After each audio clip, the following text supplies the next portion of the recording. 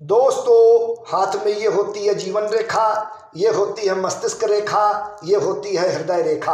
हाथ में ये होता है गुरु का पर्वत और हाथ में ये होता है सूर्य का पर्वत। सूर्य पर्वत में एक स्पष्ट सूर्य रेखा हो बिना किसी दोष के, और इस सूर्य रेखा से सूर्य रेखा की एक शाखा निकले आड़ी जो सीधे गुरु के पर्वत में पहुंचे। मित्रों, ध्यान से देखें, समझ में आ जाएगा। और चंद्रमा के पर्वत से एक भाग्य रेखा ऊपर की ओर उठे जो मस्तिष्क रेखा को काटे और हृदय रेखा को काटकर शनि के पर्वत में पहुंचे। दोस्तों, जब हाथ में सूर्य पर्वत से सूर्य रेखा से एक रेखा निकलकर जब गुरु के पर्वत में पहुंचती है तो इसे अति शुभ, राजयोगकारी और धनदायक माना जाता है। विशिष्ट रेखा होती है यह रेखा। जिस भी जातक के हाथ में बनती है ऐसे लोग साधारण नहीं होते, अति विशिष्ट होते हैं और ये बड़े राजयोग प्रदान करने वाली रेखा हस्तरेखा शास्त्र में मानी जाती है। जब सूर्य पर्वत से सूर्य रेखा से कोई रेखा निकलकर गुरु के पर्वत में पहुंचती है तब ऐसा होता है। यहाँ हाथ में सूर्य और गुरु का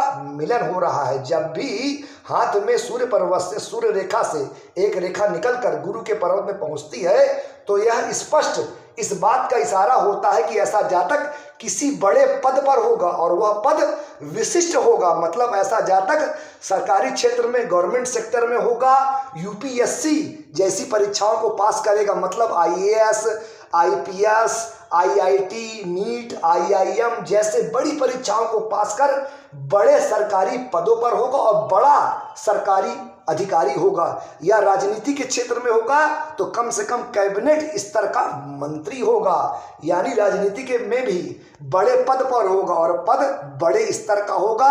और ऐसे लोग बड़े लोकप्रिय राजनेता होते हैं। जब हाथ में सूर्य पर्वत से सूर्य रेखा की कोई शाखा निकलकर गुरु के पर्वत में पहुंचती है तब ऐसा होता है। जातक को बड़ा पद मिलता है, मान सम्मान, पद प्रतिष्ठा मिलती है। और जब चंद्रमा के पर्वत से भाग्य रेखा निकलकर शनि के पर्वत में पहुंचती है तो ऐसे लोग जीवन में खूब सफल होते हैं और उच्च पद में पहुंचते हैं और बहुत लोगों के बीच में लोकप्रिय होते हैं।